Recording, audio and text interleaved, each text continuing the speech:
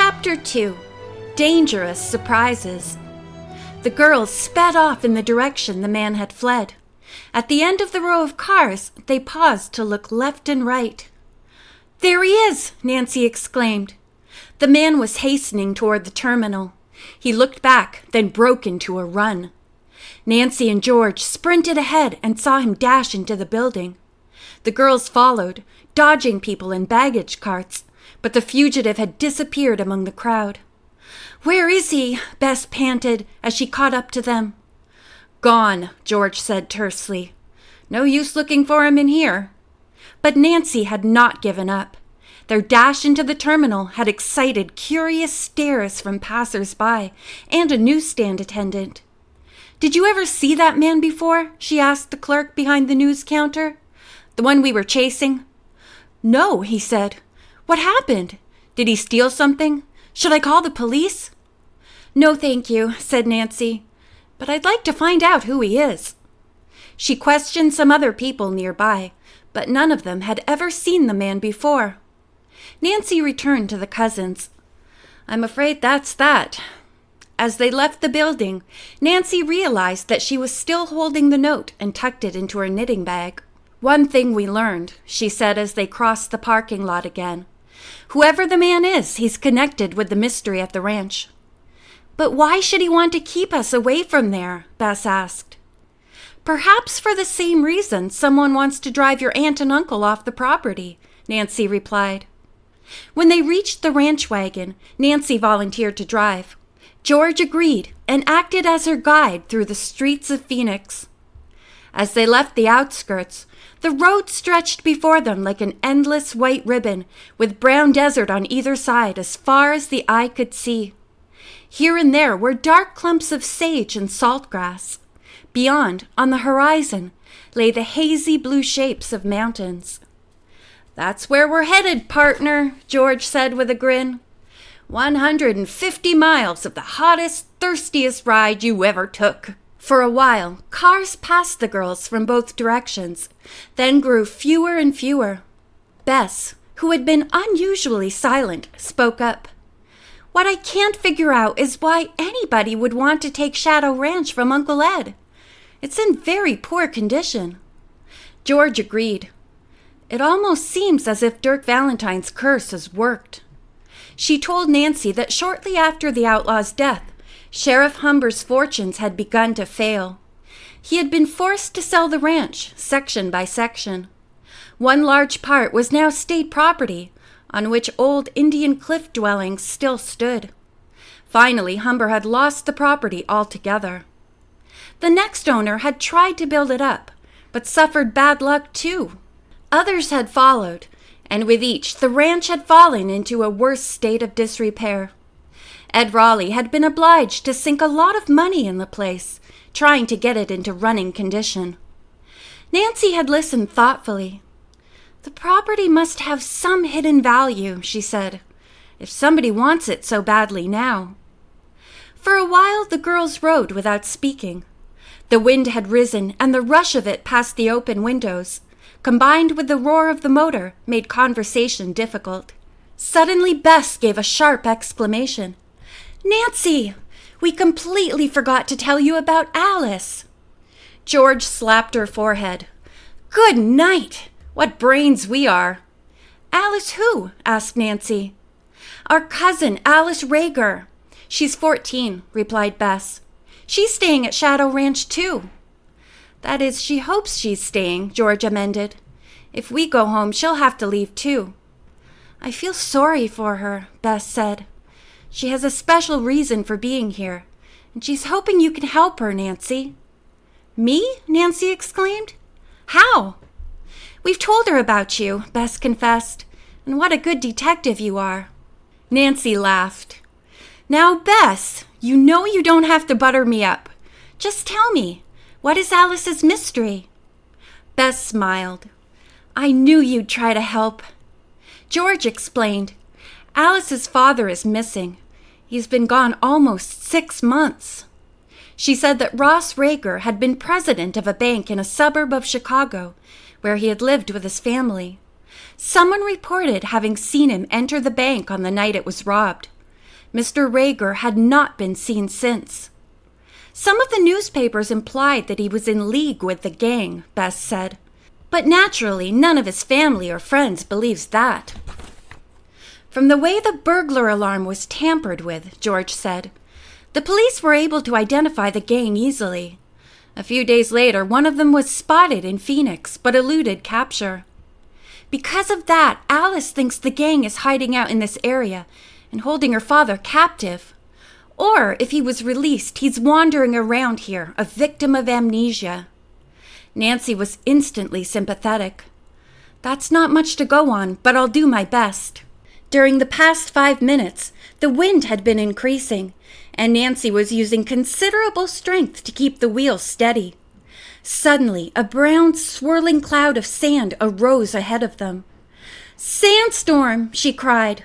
"Close the windows!" Her words were lost as the wind shrieked and a stinging flash of sand hit their faces. While Nancy fought to hold the car on the road, Bess leaned over in back of her and managed to roll up the window. George closed the one on her side. Nancy applied the brakes and the girls sat silent, astounded by the suddenness of the storm. The wind screamed and the sand sifted through the cracks around the windows and doors. The car rocked but stayed upright. "Wow," said George. "This desert is full of surprises." "Fearful ones," Bess added. After an agonizing wait, the wind gradually died, and the sand settled enough to permit the girls to see the red glow of the sun. Quickly, they opened their doors and stepped outside. "Ugh," said Bess, shaking her head. "I have sand in my hair." When they had brushed their clothes, Bess took one of the jugs from the back of the ranch wagon. Quickly, she poured water into paper cups for all of them. Nancy drank hers thirstily. Good old water," she said with a sigh. "It was wonderful the way you held the car on the road," said Bess, helping herself to a second cup. "Right," said George. "If we'd gone into the soft sand, we'd have been stranded." Nancy looked over the empty desert and shook her head. "How awful it must have been for the pioneers," she said. "Imagine riding out here for days in a bumpy wagon, or walking in the burning sun." "With every drop of water precious," Bess said. "They ran out of it too sometimes," George said soberly. "Uncle Ed told us that bones of pioneers and abandoned wagons have been found in many places." "Ugh, it's a ghastly thought," Bess remarked, and there was silence for a while. Finally, Nancy said, "If I read the mileage right, we have about an hour's drive yet." She poured some water from the thermos onto her clean handkerchief and wiped her face and hands. George and Bess did the same. Then the girls combed their hair and put on fresh lipstick. Bess giggled. "I don't know why we bother. There's no one out here to see us but prairie dogs and lizards." "Cheer up," said Nancy. "You'll soon be back among all those handsome cowboys." George poured the remaining water from the thermos jug into a cup and offered it to the others. Nancy and Bess declined, so George drank it herself. The girls got into the car and Nancy turned the key in the ignition. The engine started at once. "You don't know how glad I am to hear that," she confessed. "I was afraid sand might have clogged the motor." As the car rolled along, Nancy said, "I've been thinking about the mystery of Shadow Ranch. Tell me more of the windmill episode. If somebody tore it down, there'd have been a tremendous racket. Didn't the Raleighs hear it?" "No," said George, "and the mill wasn't torn down. Uncle Ed figures from tire tracks and bumper dents that someone used the ranch truck, drove to the east meadow without lights, and backed hard into the windmill a few times. Over it went. That night there was a howling storm, so of course no one heard the noise." Nancy frowned. "Aren't there any dogs on the ranch? Surely they'd have barked." Bess bobbed her head. "The Raleighs have a fine watchdog. There wasn't a peep out of him. Besides, the east meadow is some distance from the ranch building." "Then," said Nancy, "the whole thing must have been an inside job. The dog knows the person or persons who did this. Have you noticed anything suspicious about the ranch hands?" Bess and George said all the men seemed very nice. But then, George added, "I suppose they'd be careful to avoid suspicion." "Well, Nancy, you can see you have a job ahead of you." "If Uncle Ed will let us stay," Bess said. "Say, is it my imagination or is it getting hotter in this wagon?" She mopped her forehead with a handkerchief. "Better start on the second jug of water." As Bess turned around to reach for it, Nancy glanced at the temperature gauge. "Oh no!" she exclaimed. "We're overheating." Grimly, she slowed down and stopped.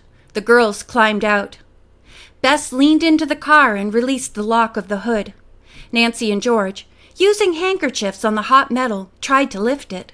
At first the hood stuck, then suddenly flew up. "Look out!" warned Nancy, unscrewing the radiator cap.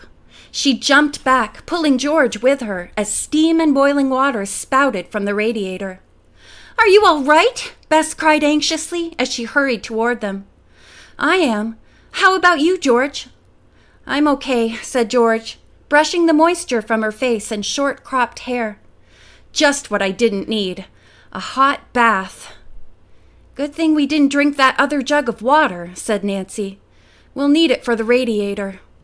"There must be a leak in it," George said, looking worried. "The water'll run right through." "It can't be too bad," Nancy reasoned. "After all, we came a long way before trouble started." "That's right," George conceded. "We should be able to make it to the ranch." She went to the back of the ranch wagon and quickly returned with the thermos jug. She removed the top and handed the jug to Nancy, who tilted it over the radiator. Not a drop came out. End of chapter 2.